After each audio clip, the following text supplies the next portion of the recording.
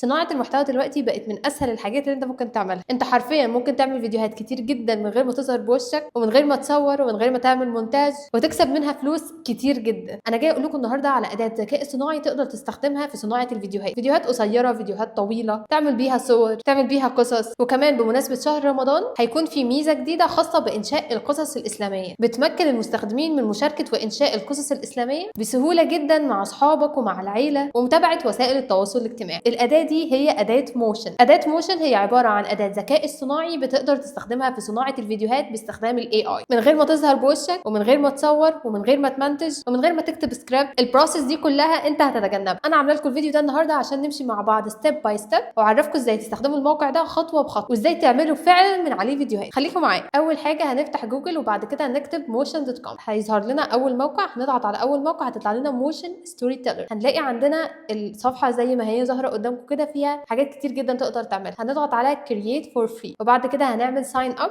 ولو انت اوريدي عندك اكونت هنعمل sign in. بعد ما نعمل sign up ونعمل اكونت لنفسنا على الموقع، هتتفتح لنا الصفحة اللي ظاهرة قدامنا دي، اللي هتلاقي قدامك general creation, faceless short videos, bilingual story, bilingual dialogue وفوت. يعني نقدر نعمل حاجات كتير جدا. هنلاقي الشكل ده كده، ده مجرد examples كده الحاجات اللي انت تقدر تعمل. لو حابب تعمل فيديوهات من غير ما وشك يبان، نضغط على faceless short videos، هتطلع لنا الشكل ده. ولو حابين general creation، ايا كان الحاجه اللي انت حابب تعملها، فيديو طويل او فيديو قصير، تظبطها بالظبط على زي ما انت متخيل. تضغط على general creation وتبتدي تكتب عنوان الفيديو اللي انت عاوز تعمله، او التكست اللي انت عاوز تعمله في الفيديو. يعني مش شرط تكتب السكريبت، ممكن تكتب عادي العنوان بس، وهو هيجنريت السكريبت لوحده. لو قلت له مثلا ان انت عايز فيديو عن تاثير الذكاء الاصطناعي الايجابي في مجال صناعه المحتوى، او ايا كان العنوان الفيديو اللي انت حابب تعمله، وتختار اللغه اللي انت حابب ان هو يتكلم بيها، وتختار تون الصوت نيوترال، بزنس، تشيلدرن، اكاديميك، هيومر، وتختار شكل الشخص او الافاتار او الاي اي افاتار اللي هيظهر. بعد كده تختار الريشيو بتاعه الشاشه، حابب تعمله فيديو طويل او يوتيوب او انستجرام. بعد كده تختار الفيجوال ستايل. تاخد مننا شويه ثواني، وبعد كده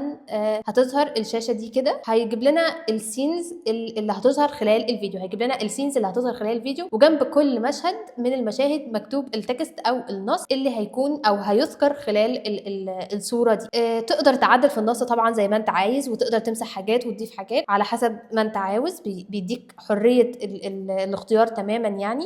وبعد كده هتضغط على نكست، هيظهر لنا شويه تعديلات، او هيظهر لنا الحاجات اللي تقدر تتحكم فيه: الخط، شكل العنوان، نوع الخط اللي هيتكتب بيه على الفيديو، الثامنيل، الافكتس، السين افكتس اللي هو الترانزيشنز ما بين المشاهد وبعض. بعد كده الفويس اوفر، لو انت حابب تعمل فويس اوفر، او حابب لو هتحط ميوزك في الفيديو تحط الميوزك دي شكلها عامل ازاي، او ميوزك ايه. حابب يكون الشخص اللي في الفيديو او الاي اي افاتار يكون اسمه ايه.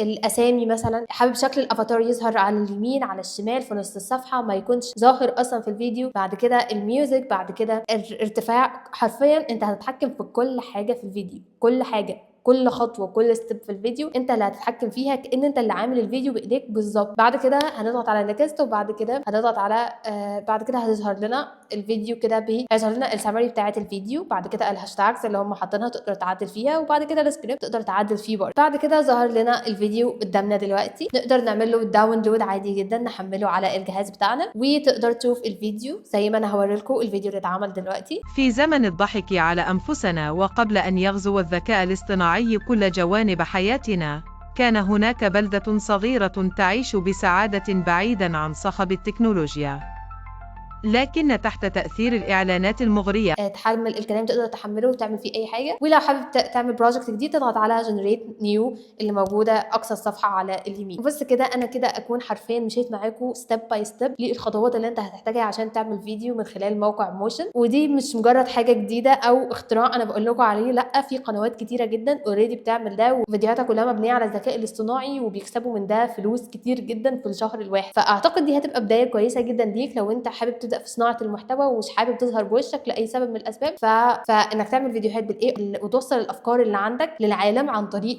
الذكاء الاصطناعي هتكون فكره كويسه جدا. وبالتوفيق، وكل سنه وانتم طيبين.